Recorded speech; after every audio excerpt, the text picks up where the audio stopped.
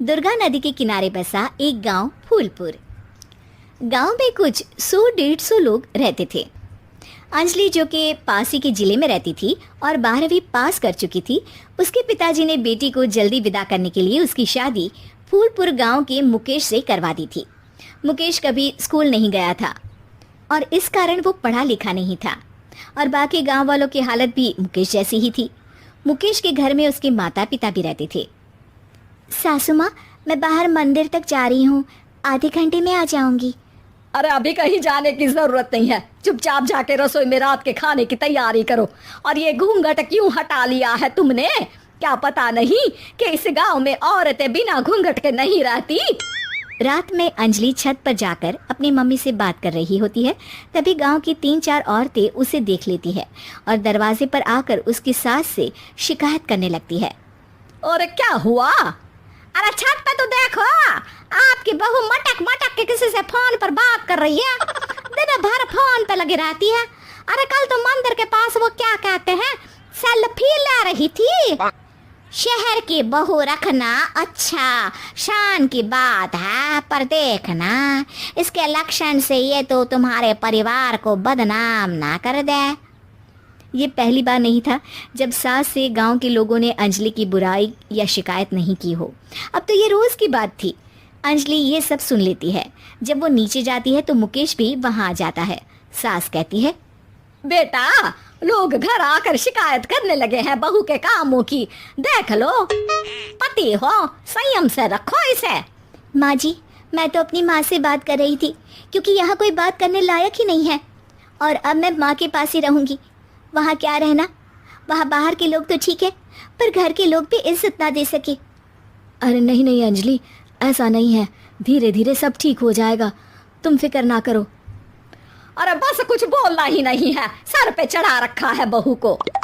सास मुकेश की नरम बात सुन के वहाँ से मुंह चढ़ाकर चली जाती है। मैं तो कहती हूँ हम दोनों शहर चले जाते हैं।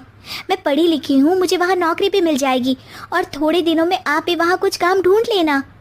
अरे नहीं नहीं अंजलि, हम यहाँ ना गांव का खेत, माँ पिताजी को छोड़कर शहर नहीं जा सकते। माँ पिताजी को कैसा लगेगा और गांव वाले क्या सोचेंगे? ये कहकर मुकेश सोने चला जाता है और अंजलि की गांव वालों द्वारा बुराई का सिलसिला बहुत दिनों तक चलता ही रहता है।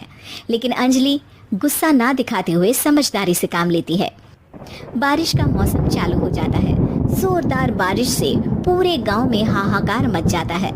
दुर्गा नदी में बाढ़ आ जाती है और बाढ़ का पानी पूरे गांव की फसल तबाह कर देता है।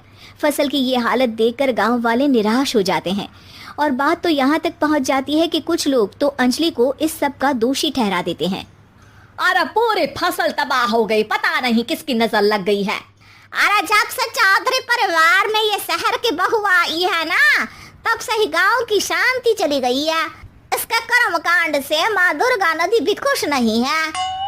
ये सब सुनकर बेचारी अंजलि रोते हुए अपने घर चली जाती है।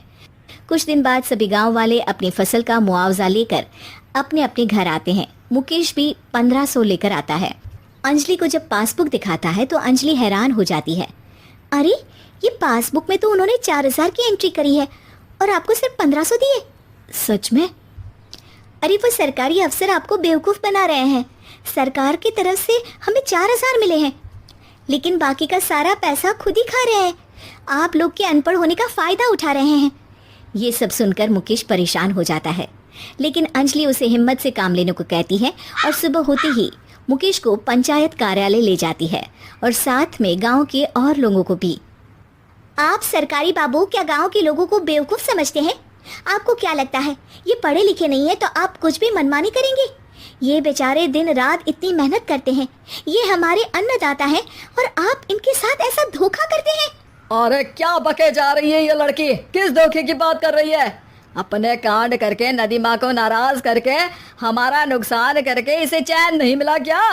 सरपंच जी, इन सरकारी बाबू ने मुझे बेवकूफ़ बनाया है और मेरे हिस्से के पैसे खुद चट कर गए।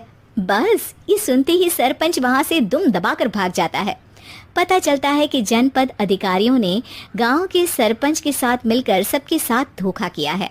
सब लोगों का विरोध शुरू हो जाता है और आखिर में अधिकारी सब गांव वालों के हिस्सों के बचे हुए पैसे उन्हें लौटा देते हैं और कई दिन तक सरपंच गांव में लौटता ही नहीं। अंजलि, तुम नहीं होती तो हम गांव वालों को तो पता ही नहीं चलता कि ये हमें हर बार बेवकूफ़ बनाते हैं। हाँ हाँ अंजलि बेटी, हमें माफ कर दो। हम सब तुम्हें बुरा भला कहते रहे, लेकिन तुमने ही आज हमें बेवकूफ बनाने से बचाया है। हमें तुम पर गर्व है बेटी। अब समझ आया कि सरपंच तुमसे नहीं, तुम्हारे पढ़े लिखे होने से नफरत करता था। क्यों ना इस बार हम अंजलि को ही सरपंच पद के लिए चुन ले? क्या कहते हो गांव वालों?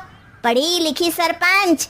बस पूरा गांव अंजलि के लिए ताली बजाता है और अंजलि की सास उसे खुशी से गले लगा लेती है।